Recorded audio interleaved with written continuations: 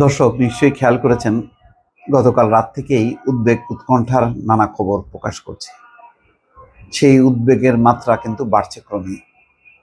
সর্বশেষ যে খবরটি এখন আপনাদের সামনে উপস্থাপন করব, সেটি হচ্ছে কক্সবাজারে বিমান ঘাঁটিতে হামলায় নিহত এক।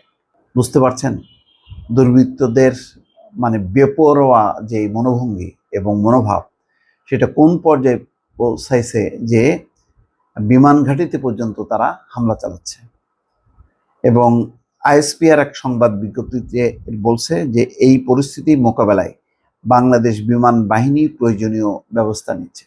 তার মানে এইটা একটা সশস্ত্র বাহিনীর উপর একটা হামলার অংশ। সশস্ত্র বাহিনী হচ্ছে বিমান বাহিনী, নৌবাহিনী এবং বাংলাদেশ সেনাবাহিনী, তিনটা মিলাই হচ্ছে সশস্ত্র বাহিনী। তার মানে এই সম্মিলিত বাহিনীর উপর একটা হামলারই সামিল। বিমান ঘাঁটি খুবই স্পর্শকাতর জায়গা, সেই জায়গায় হামলার ঘটনা কেন, কি কারণে ঘটেছে, এটা নিঃসন্দেহে অনুসন্ধান করা দরকার এবং এই দুর্বৃত্তদের সমুচিত জবাব অবশ্যই দেওয়া উচিত। এই ব্যাপারে কোনো রকম ছাড় যদি দেওয়া হয় বা শৈথিল্য প্রদর্শন করা হয়, এটা বড় বিপদের কারণ হয়ে দাঁড়াবে ভবিষ্যতের জন্য। কক্সবাজারে অবস্থিত বাংলাদেশ বিমান বাহিনী ঘাঁটিতে আজ 24শে ফেব্রুয়ারি পাশের সমিতি পাড়া থেকে কিছু দুর্বৃত্ত আকস্মিক হামলা চালিয়েছে বলে আন্তঃবাহিনী জনসংযোগ পরিদপ্তর থেকে প্রকাশিত এক বিজ্ঞপ্তিতে বলা হচ্ছে। আইএসপিআর এর বিজ্ঞপ্তিতে বলা হয়, এই পরিস্থিতি মোকাবেলায় বাংলাদেশ বিমান বাহিনী প্রয়োজনীয় ব্যবস্থা নিচ্ছে। কক্সবাজার জেলা প্রশাসক মোহাম্মদ সালাউদ্দিন সংঘর্ষের ঘটনাটি নিশ্চিত করে বলেছেন, এই ঘটনায় একজন নিহত হয়েছেন এবং বেশ কয়েকজন আহত হয়েছেন। তিনি বলেন, সংঘর্ষের কারণ উভয় পক্ষের সঙ্গে আলোচনা করে তদন্ত করা হবে এবং প্রয়োজনীয় ব্যবস্থা নেওয়া হবে। কক্সবাজার জেলা সদর হাসপাতালে পুলিশ বক্সের ইনচার্জ সাইফুল ইসলাম বলেন, ঘটনাটি দুপুর 12টার দিকে ঘটেছে। তিনি বলেন, সংঘর্ষের সময় শিহাব কবির নামে একজন স্থানীয় ব্যবসায়ী গুলিবিদ্ধ হন। তিনি সমতিপাড়া 1 নম্বর ওয়ার্ডের নাসির উদ্দিনের ছেলে।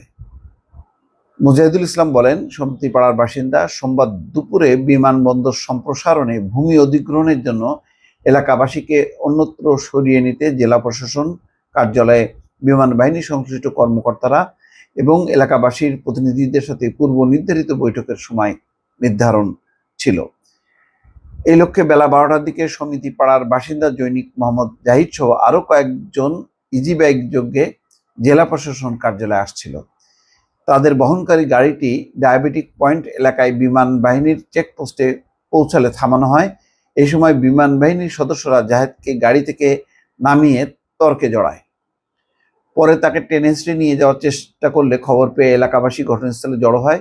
এই সময় এলাকাবাসী জাহেদকে নিয়ে যেতে বাধা দিলে সংঘর্ষের ঘটনা ঘটে।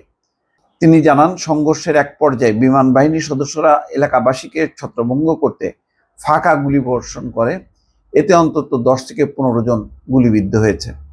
পরে স্থানীয়রা কয়েকজনকে উদ্ধার করে কক্সবাজার জেলা সদর হাসপাতালে নিয়ে গেলে কর্তব্যরত চিকিৎসক একজনকে মৃত ঘোষণা করেন।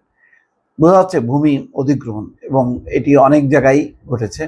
সেনাবাহিনীর যখন ক্যান্টনমেন্ট স্থাপনের জন্য ভূমি অধিগ্রহণ করতে থাকে, তখন এই সময় হয় সরকারি নানান প্রকল্প যখন নাকি ভূমি অধিগ্রহণ করতে যায় তখন বাধা হয়। এটা অনেক পুরনো সমস্যা, কিন্তু তাই বলে একেবারে বিমান ঘাঁটিতে হামলা চালানো এবং একজন নিহত হওয়া, কার কোন পক্ষের মারা গেল এবং কারা সংঘাত হামলা করলো বা তার পাল্টা হিসাবে কি এই মৃত্যু ঘটলো কিনা, সব মিলে একটা দ্রুত তদন্ত করা উচিত। কিন্তু কোনোভাবেই এই বিমান বাহিনীর ঘাঁটিতে হামলা চালিয়েছে এই খবরটা নিঃসন্দেহে দেশের মানুষ, সাধারণ মানুষ যথেষ্ট পরিমাণ উদ্বেগ উৎকণ্ঠার মধ্যে পড়ে গেল আবারও। ভালো থাকবেন, আল্লাহ হাফেজ।